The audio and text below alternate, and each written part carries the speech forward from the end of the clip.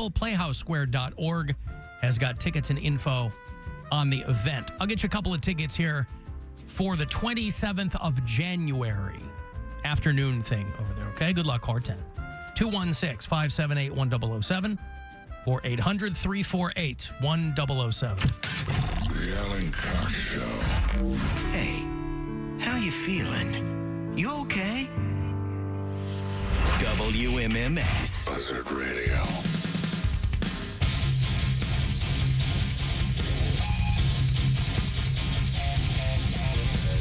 Weird Al Yankovic going to be on the show tomorrow. They are releasing the Blu-ray edition of his film, Weird. The Weird Al Yankovic biopic, which is just as twisted as you would hope to expect. If you've never seen Weird, the Al Yankovic story, where Dan Radcliffe, who of course played Harry Potter as a young boy, plays Weird Al in this movie. And what am I hearing? Hold on. Sorry. Something's running in, something podcast running in the background there. Weird Al Yankovic on the show tomorrow. Our buddy Steve Byrne is going to be calling in on Wednesday. He will be ringing in 2024 at Hilarities. He'll be doing New Year's Eve. He was in Pittsburgh this weekend, and so was I. His hometown. Yeah, he was at the Improv, but I don't know Steve well enough to, have gone over there. We've worked together a couple times. The 10th annual Alan Cox Show comedy tour. Yes, and I've talked about this before, where we have probably worked together 5 or 6 times. And every time we work together, he introduces himself to me. He's more memorable. On this show. He sat in the room with me. We've drank together. And every time he sees me, he reintroduces himself. He is also very polite and formal, too. But at so what point, maybe he's doing that. Maybe he doesn't think you remember him. Well, it was a part of the reason why I didn't go over to the Improv this weekend, because I was already in Pittsburgh. I had Asian, one so show. he probably thinks all white people look the same. That's true. I didn't think about that. Yeah. You didn't go to see him. Well, I had shows in Pittsburgh myself. I had 1 show Friday and 2 shows Saturday. So I was like, I could pop over and just go hang, because after my Friday show, I just had the 1 show. I was like, I gotta go catch the late show. But I don't have his number. I'm definitely not close enough just to, show up, because every time he sees me, he doesn't really know who I am. Do you know what I mean? Where I was like, I don't want to show up and be like, hi, I'm a comic, and then no one knows me. It's not like I'm a regular at that club or anything, you know? It just felt weird. Yeah, okay. Well, I guess I understand. But we'll be talking to him on Wednesday. And then whatever else I can squeeze in before we wrap the year on Thursday. Cavs play tonight. They are down in Orlando. Beat the Magic a couple nights ago here in Cleveland, and they'll take them on again tonight, wherever the Magic play in Orlando. 7 o'clock tip on MMS and on the iHeartRadio app. So 6:30 is the pregame. For those of you asking what the promo code is over at CLA Clothing Company, it is CHEER for the remainder of December. My younger daughter's been counting down the days, obviously. This is pretty common with kids. If you're a parent of small children, they're constantly asking you, how many days until Christmas? And then you have to do quick math.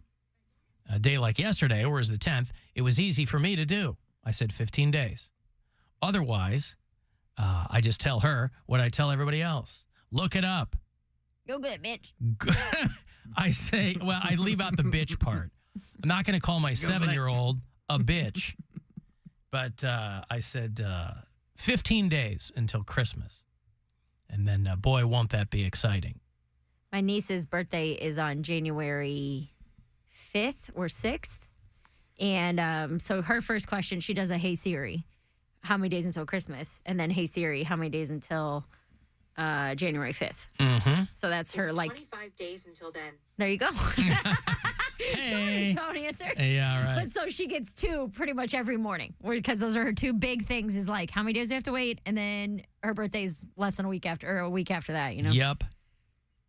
I like to tell kids how long until Christmas, but then tell them, unfortunately, this year we are postponing Christmas with a date TBD, and then of course hilarity ensues. But today, of course, I shouldn't say of course, a lot of people don't know, obviously, but we know around here, our buddy Roy Wood Jr. is having a birthday today. He's 45 years old today.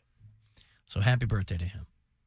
But as is the case with the Circle of Life, I don't know how many of you guys, because this is very much an actor of a certain generation, but an actor named Ryan O'Neal died. He was 82 years old. But this guy was kind of the Sean Penn of his generation. Who's Sean Penn? Yeah, you. Come on. Is Sean Penn the Timothy Chalamet? Sean Penn was the Matt Rife of his generation. No, he's telling not kids accurate. that Santa's not real. So Ryan O'Neal was a guy who started he was an amateur boxer back in the day, but he started in television, I think, back in the 50s and 60s. But he had a massive hit in the 70s called Love Story. But he was like not a good, like, he wasn't a family guy, right? He was always getting in fights. He was always doing some kind of drugs. But he was a big deal for a long time.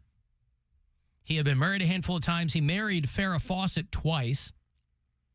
They got married in the 70s, and they were married for quite a while, and then they got divorced, and then they remarried a few years later, and they were together until she died. I think she died in 2009. She died the same day as Michael Jackson, which is why when the news broke of Farrah Fawcett's death, and I think she had rectal cancer or something like that, which is not a sexy way to go. But it was later that day, I believe, that they announced that Michael Jackson had died, so that had completely eclipsed Farrah Fawcett dying. How do you guys feel about people getting divorced and then remarried to the same person? Do whatever you want to do. I mean, but you do know. you think it's stupid, or is like, oh, Well, they I should think getting never- married in the first place is stupid. Yeah, I guess that's true. Think about people who don't get married but get back together. Yeah. They go, well, the good stuff was good. Yeah. Let's see if we there is a case to be made for that. Right. We've grown as people. Now, these two got married like 4 years after they divorced. It's not like they divorced when they were 22, remarried when they were 40. Yeah. Right? Like, I think of like J-Lo and Ben Affleck. Right. They weren't married before, but they were together for a while, and they both got married. Both had kids. Both had full lives. And then came back around and were like, it's you. Yeah. It's It you. was you all along. It was you all along. It was always you. Now, Ryan O'Neal, When I was banging my nanny, I was like, I wish this was J-Lo. Ryan O'Neal was such a hound dog that he hit because he didn't recognize his own daughter. His kids are all actors too. Tatum O'Neal was probably the most famous of his kids. She did a movie called Paper Moon a long time ago. But his kids were all, in their own way, individually, a mess. Yeah. Because he was their dad. So Tatum O'Neal had her struggles with drugs and alcohol and that stuff. She won an Oscar when she was 10 Sheesh. for that movie. What? Oh, for the moon for movie? Paper Moon, yeah.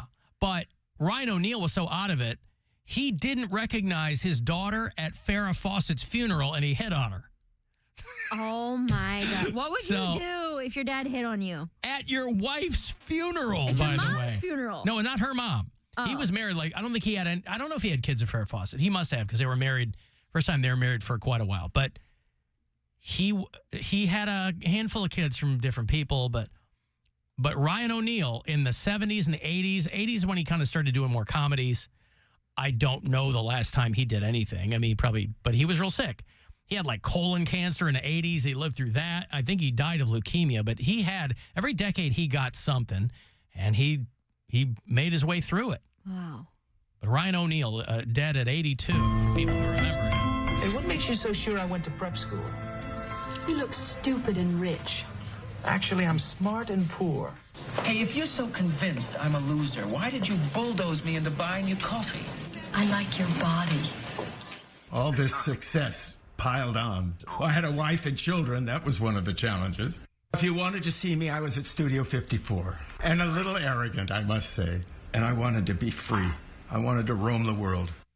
Yeah, this is a guy who was like, got a wife and kids at home, but you know what? I'm a celebrity now, and I'm going to go out and, Do whatever I want. and do whatever I want to do. So Love Story was this big movie, like, that your parents were probably into, right? It came out like late 60s, early 70s. Love is never having to say you're sorry, I think was the tagline of Love Story. I don't know if somebody dies in that movie. I don't remember what the third act is. I've never seen it, but it's a very famous movie, and that really put him on the map. But Ryan O'Neal was 82 years old, and this guy had a life, boy, just because of all the stuff he was getting himself into. You think he felt bad that he hit on her? Or embarrassed at all? I assume. I mean, yeah, I assume. What'd she say, by the way? Was she into it? I'm pretty sure she probably said. She's like, "Ooh, I'm getting back into the will." Yeah.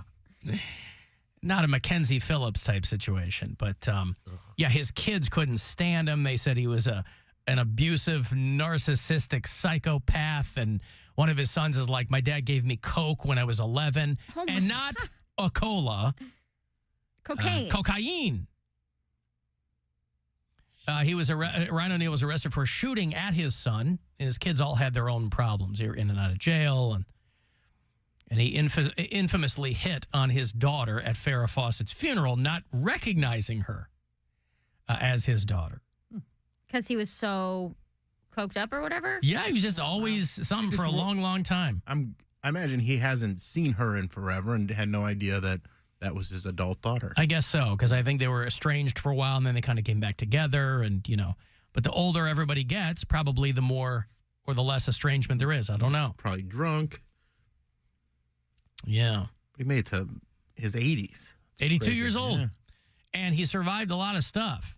He had leukemia 25 years ago, lived through that, lived through a prostate cancer, and something got him.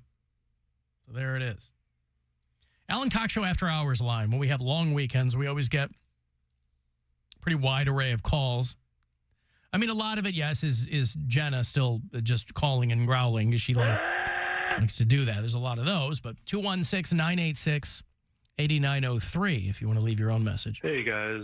Just wanted to share this. I was on my way to work this morning using my music streaming app. It's definitely iHeartRadio. But on this app, they have an AI DJ who plays music for you. You might not be familiar with. It thinks you'll like this music. But the DJ said, okay, up next, we're going to listen to punk. The first song he played was 9 in the Afternoon by Panic at the Disco. So I don't know if we want to argue with AI. We don't want to make them mad and, take over. But they agree with Poundcake that Panic at the Disco is punk. So I think that settles the debate. All right. Hope you guys have awesome holidays. Talk to you later. Well, there you go, Cody. 9 in the Afternoon is a banger. It's a good one. What does 9 in the Afternoon mean? It's the title of a Panic at the Disco song. No, he just said that. I've understood that. What does that mean? I don't know. I think everyone's 9 in the afternoon. I think everyone's just taking drugs, and they say it's 9 in the Is that why there's so much panic at the disco? Someone's panicking. Well, he says it's 9 in the afternoon, and your eyes are the size of the moon. So that drugs do that. Do all their songs rhyme?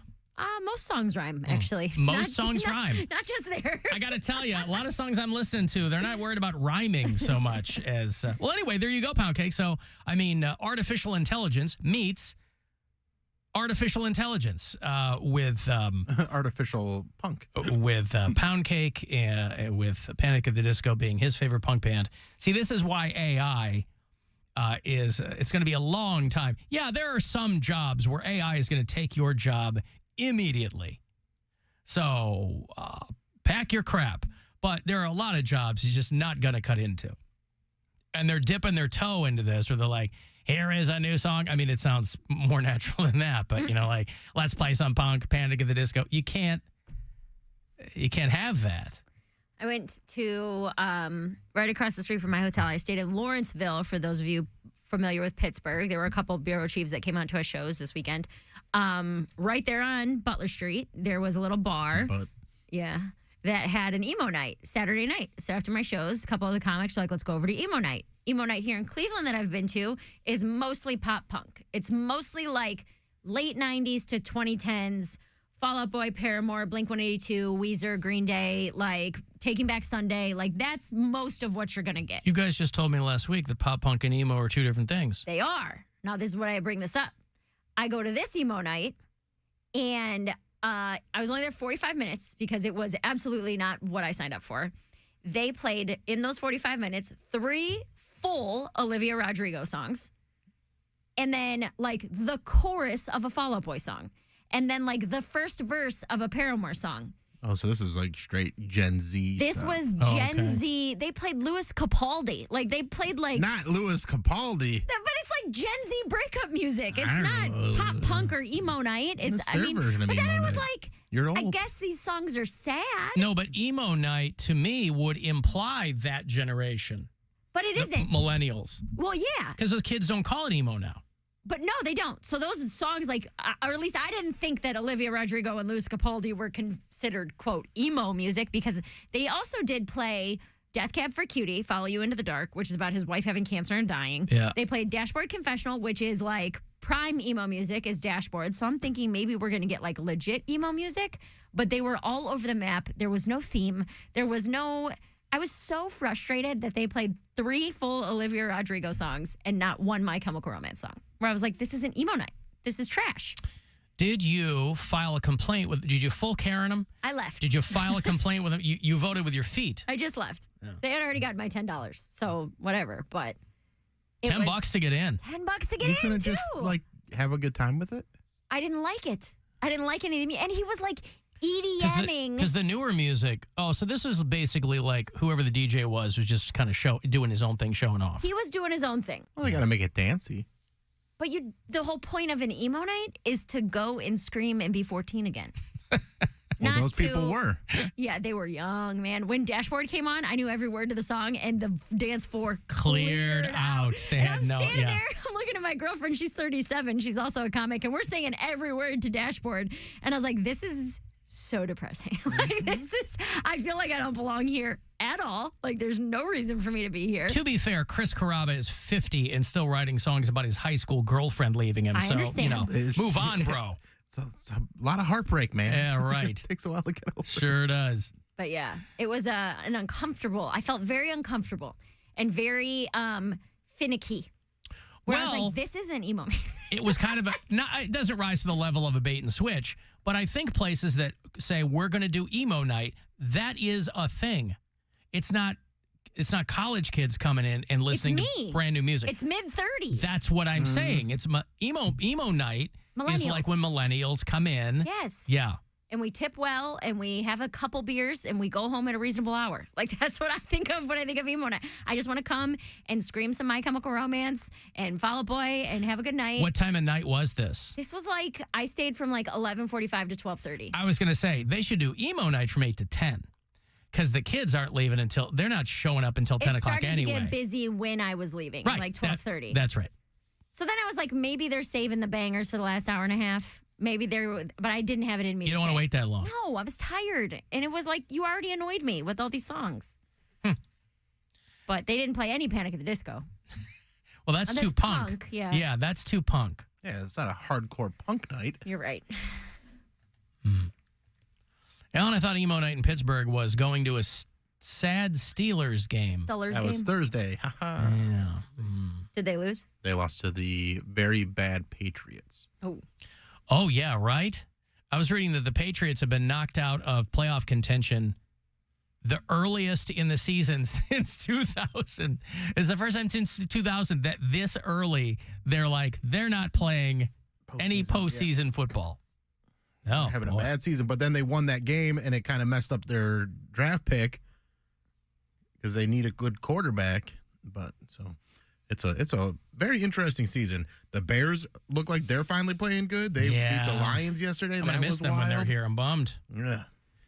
Yeah.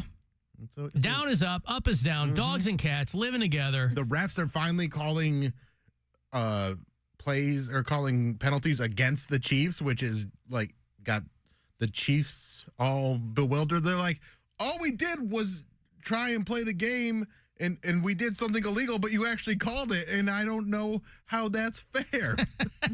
Do they like famously don't get anything called on them? I mean, Patrick Mahomes, yeah, like they get away with a lot, and there's been so many missed calls against their team, like when the Browns were playing them in the playoffs, and there was helmet-to-helmet contact that would have changed that game, and they made no call whatsoever. So the Chiefs are getting a little taste of their own medicine finally. Poundcake, how do you feel about helmet-to-helmet contact? I think isn't there a name for that? Sure is. Ask Bridget Linton. I don't think we ever found out if people were actually doing that at the game, like Bill told her or told them to do. Do you remember? Oh, yeah. Talk about docking on the sidelines. Yeah, people were putting their fingers together. I'm going to go with probably not. You never know. Putting their fingertips together. I never got clarity. I wanted to know. In solidarity. Well, I'd like to know, too, actually. Clarity is a very important thing. I've got to take a break here. I'll have Cavs tickets for you on the way back. I'm going to go see the Cavs when the Bucks are in town. Giannis Antetokounmpo and the Milwaukee Bucks. It is December the 29th at the Romo Fijo. So I'll hand those off coming back. The Alan Cox Show. Everywhere on our free iHeartRadio app. Or whatever smart device